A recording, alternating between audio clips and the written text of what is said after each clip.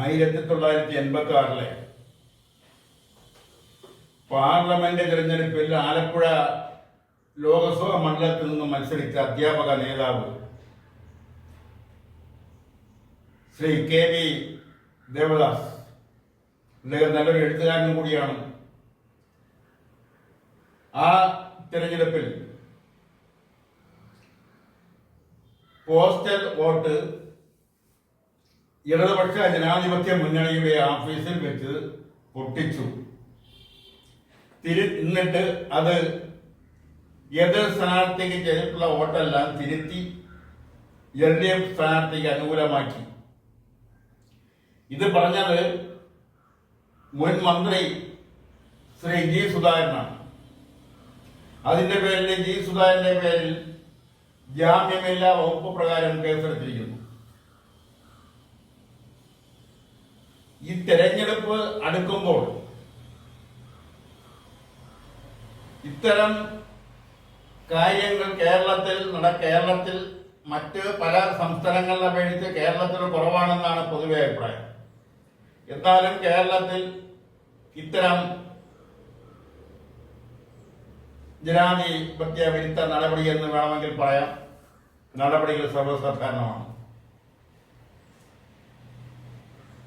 സർവ്വസാധാരണം എന്ന് പറയുന്നത് എല്ലായിടത്തും ഇത് നടത്തുന്നു എന്നല്ല അർത്ഥം. അപൂർവം ആയിട്ട് അല്ലെങ്കിൽ അപൂർവം തിരഞ്ഞെടുപ്പ് കേന്ദ്രങ്ങളിൽ ഇത് സംഭവിക്കുന്നുണ്ട്. അത് ഉത്തരവാദിത്തപ്പെട്ട നേതാക്കളുടെ അറിവോടെ സമ്മതത്തോടെ അവരുടെ നിർദ്ദേശമനുസരിച്ചാണ് നടക്കുന്നത്. പൊതു തിരഞ്ഞെടുപ്പുകൾ വരുമ്പോൾ കയ്യിൽ പുരട്ടിയ മഷി അഴിക്കുന്നതിനുള്ള മരുന്ന് പോളിംഗിന്റെ തലേ ദിവസം അതാത് ബൂത്തുകളിൽ ബൂത്ത് കമ്മിറ്റി ഭാരവാഹികളെ ഏൽപ്പിക്കാറുണ്ട്, രാത്രി കൊണ്ടെത്തിക്കാറുണ്ട്. അതും കാലാകാലങ്ങളായി നടക്കുന്ന ഒരു കാര്യമാണ്. ഇത് വളരെ രഹസ്യമായി നടത്തിയിരുന്ന കാര്യം. ആന്റണി കോൺഗ്രസ് ഇടതുപക്ഷ ജനാധിപത്യ മുന്നണിയിൽ വരികയും അങ്ങനെ യോജിച്ചുള്ള ഒരു തെരഞ്ഞെടുപ്പ് വരുമ്പോൾ അന്നാണ് ഇത് പുറത്തു വരുന്നത്, മഷി അടിക്കുന്ന ഇടപാട്. പിന്നെ കോൺഗ്രസ് ഇടതുപക്ഷ ജനാധിപത്യ മുന്നണി വിട്ടു പോയപ്പോഴാണ് അവർ ഇത് പൊതു സമ്മേളനങ്ങളിൽ പൊതുയോഗങ്ങളിൽ പ്രസംഗത്തിനിടെ ഇത് പറഞ്ഞു തുടങ്ങിയത്. കേരളത്തിൽ ഇതെല്ലാം മറ്റു പല സംസ്ഥാനങ്ങളിൽ അപേക്ഷിച്ച് കേരളത്തിൽ കുറവാണെന്ന് പറയാൻ മറ്റു പല സംസ്ഥാനങ്ങളിലും കള്ളോട്ട് മാത്രമല്ല, വോട്ടർമാരെ ആട്ടിൻകൂട്ടത്തെ തെളിച്ചുകൊണ്ട് വരുന്നവരെ ട്രക്കുകളിൽ ലാറികളിൽ കൊണ്ടുവന്ന് വോട്ട് ചെയ്യിപ്പിക്കുന്ന സംസ്ഥാനം വടക്കേ ഇന്ത്യയിലുണ്ട്, പല സംസ്ഥാനങ്ങളിൽ. അതുപോലെ തന്നെ പശ്ചിമ ബംഗാളിലെ പൊതു തെരഞ്ഞെടുപ്പിൽ ബംഗ്ലാദേശിൽ നിന്നും ആൾക്കാരെ ഇറക്കി അവർക്ക് വ്യാജമായ ഐഡന്റിറ്റി കാർഡ് കൊടുത്ത് വോട്ട് ചെയ്യിപ്പിക്കുന്നു എന്ന ആരോപണം മുൻപ് നിലവിലുണ്ടായിരുന്നു. അതുപോലെ കേരളത്തിലും ഏതെല്ലാം നിലയിൽ സ്വന്തം പെട്ടിയിലെ വോട്ടിന്റെ എണ്ണം കൂട്ടാൻ കഴിയുമോ അവിടെ മാനദണ്ഡങ്ങളെല്ലാം കാറ്റിൽ പറത്തിക്കൊണ്ടാണ് അവിടെ കാര്യങ്ങൾ നടത്തുന്നത്. G. സുധാകരനെ കുറിച്ച് പറയുമ്പോൾ അദ്ദേഹം പരമാവധി സത്യസന്ധമായി രാഷ്ട്രീയം കൈകാര്യം ചെയ്തു വന്ന ഒരാളാണ് എന്ന് പറയുമ്പോൾ അദ്ദേഹം SFIയുടെ സംസ്ഥാന പ്രസിഡന്റായിരിക്കുമ്പോൾ ഞാൻ സംസ്ഥാന കമ്മിറ്റി അംഗമായിരുന്നു. അന്നേ അദ്ദേഹത്തെ എനിക്ക് അടുത്തറിയാമായിരുന്നു. അന്ന് കോടിയേരി ബാലകൃഷ്ണനായിരുന്നു സംസ്ഥാന സെക്രട്ടറി. അപ്പൊ അന്നേ അദ്ദേഹം പല പൊതുപ്രവർത്തന രംഗത്തായാലും ലേഖനങ്ങൾ എഴുതുന്ന കാര്യത്തിലായാലും കമ്മിറ്റികളിലായാലും പൊതുവെ സത്യസന്ധത നിലനിർത്തണമെന്ന് ആഗ്രഹിച്ച ഒരു പൊതുപ്രവർത്തകനാണ്, ഒരു നേതാവാണ്. അതുകൊണ്ടാവാം അദ്ദേഹം ഇപ്പോൾ പല കാര്യങ്ങളും തുറന്നു പറയാൻ നിർബന്ധിതനായിരിക്കുന്നത്. നമ്മൾ സഹകരണ മേഖലയിലേക്ക് കടന്നു ചെന്നാൽ സഹകരണ മേഖലയിൽ ഒരിക്കൽ പോലും സത്യസന്ധമായ തെരഞ്ഞെടുപ്പ് നടക്കാറില്ല. അതുകൊണ്ടാണ് നിലവിലുള്ള ഭരണസമിതി തന്നെ വീണ്ടും വീണ്ടും ഭരണസമിതി അംഗങ്ങളായി വരുന്നത്.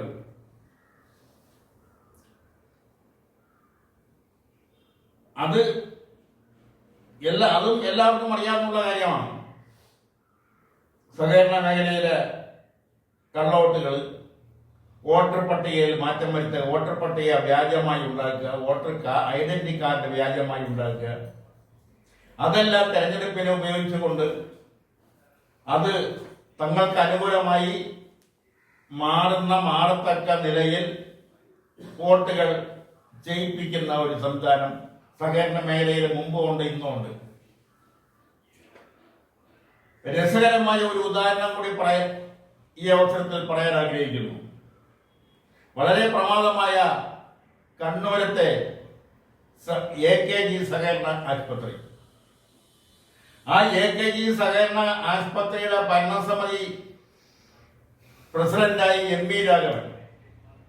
ആ MP രാഘവൻ പ്രസിഡന്റായിരിക്കുമ്പോഴാണ് അവിടെ തെരഞ്ഞെടുപ്പ് വീണ്ടും നടക്കുന്നത്. അന്ന് ഈ MP രാഘവന്റെ രാഷ്ട്രീയ പാർട്ടിയായ CMPയുടെ ഒരു സംസ്ഥാന നേതാവ് C കൃഷ്ണൻ. ഈ C കൃഷ്ണന്റെ ഭാര്യയുടെ വോട്ട് മറ്റൊരു സ്ത്രീ ചെയ്യാൻ ഒരുങ്ങുന്നു. കൃഷ്ണന്റെ ഭാര്യയുടെ പേര് വിളിച്ചപ്പോൾ കൃഷ്ണൻ നോക്കിയപ്പോൾ അത് കൃഷ്ണന്റെ ഭാര്യയല്ല. കൃഷ്ണൻ വേഗം ചെന്ന് പോളിംഗ് ഓഫീസറെടുത്ത് പറഞ്ഞു, ഇത് എന്റെ ഭാര്യ അല്ല, ഇത് എന്റെ ഭാര്യയുടെ വോട്ടാണ് ഇവര് ചെയ്യാൻ പോകുന്നത്, ഇത് തടയണം. അപ്പോൾ ആ സ്ത്രീ പറഞ്ഞു, പോളിംഗ് ഓഫീസറോടാണ് പറയുന്നത് ആ സ്ത്രീ, ഞാൻ തന്നെയാണ് അങ്ങയുടെ ഭാര്യ, ഞങ്ങൾ രാവിലെ എത്തി വഴക്കുണ്ട് എന്നൊന്ന് മനഃപൂർവ്വം പറയുന്നതാണ്. എന്നിട്ട് ആ സ്ത്രീ വോട്ട് ചെയ്തിട്ട് പോയി. അവിടേക്ക് ഈ തെരഞ്ഞെടുപ്പ് ഉദ്യോഗസ്ഥരും ആ പാർട്ടിയുമായിട്ടുള്ള ചില അഡ്ജസ്റ്റ്മെന്റുകളാണ്. ഇതെല്ലാം സഹകരണ സ്ഥാപനങ്ങളുടെ തെരഞ്ഞെടുപ്പിൽ നടക്കാറുണ്ട്. അതുപോലെ തന്നെയാണ് പൊതു തെരഞ്ഞെടുപ്പിലും തെരഞ്ഞെടുപ്പ് ഉദ്യോഗസ്ഥന്മാരുമായി വരുന്നവരും പാർട്ടിയുമായിട്ടുള്ള ചില അഡ്ജസ്റ്റ്മെന്റ് ധാരണ പ്രകാരം കള്ളവോട്ടുകൾ യഥേഷ്ടം നടക്കാറുണ്ട്. ഐഡന്റിറ്റി കാർഡുകൾ വ്യാജമായി നിർമ്മിച്ച് ആ ഐഡന്റിറ്റി കാർഡ് വെച്ചുകൊണ്ട് വോട്ട് ചെയ്യുന്ന സംവിധാനവും നിലവിലുണ്ടായിരുന്നു. ഇതൊക്കെ കേരളത്തിൽ നടക്കുമ്പോൾ സുധാകരൻ ആ ഒരു സത്യം തുറന്നു പറഞ്ഞു എന്നുള്ളതേ ഉള്ളൂ. അത് ഇത്രയും വിവാദമാക്കേണ്ട കാര്യമുണ്ടോ എന്ന് രാഷ്ട്രീയ കക്ഷികൾ ആലോചിക്കുന്നത് നന്നായിരിക്കും. കാരണം ആരുടെയും കൈ ശുദ്ധമല്ല. എല്ലാ രാഷ്ട്രീയ കക്ഷികളും പരമാവധി കള്ളവോട്ട് ചെയ്യിക്കാറുണ്ട്, കള്ളവോട്ട് ചെയ്യുന്നുണ്ട്. അതുപോലെ തന്നെ മറ്റ് വ്യാജ ഐഡന്റിറ്റി കാർഡുകൾ നിർമ്മിച്ച് കള്ളവോട്ട് ചെയ്യിപ്പിക്കുന്നതിന് സഹായകരമാക്കാറുണ്ട്. ഇതെല്ലാം ഉടനടി നിർത്തലാക്കാനോ മാറ്റിമറിക്കാനോ ഒന്നും കഴിയില്ല. കാര്യം അതെല്ലാം കാലാകാലങ്ങളായി നടന്നു വരുന്ന പ്രക്രിയയുടെ ഭാഗമാണ്. അത് ബോധവൽക്കരണത്തിലൂടെ മാറ്റാൻ കഴിയുമെന്ന് പറഞ്ഞാൽ അതും കഴിയില്ല. കാരണം അത് ഒരു വിജയത്തിലേക്ക് എത്തിക്കുന്നതിന് വേണ്ടി നടത്തുന്ന ഒരു തെറ്റായ തെരഞ്ഞെടുപ്പ് പ്രക്രിയയുടെ ഭാഗമായിട്ടുള്ളതാണ്. അതുകൊണ്ടാണ് സുധാകരന്റെ പ്രസ്താവന ഇത്ര വിവാദമാക്കേണ്ട കാര്യമുണ്ടോ എന്ന് രാഷ്ട്രീയ പ്രസ്ഥാനങ്ങൾ ചിന്തിക്കണമെന്ന് പറയുന്നത്. നിർത്തുന്നു.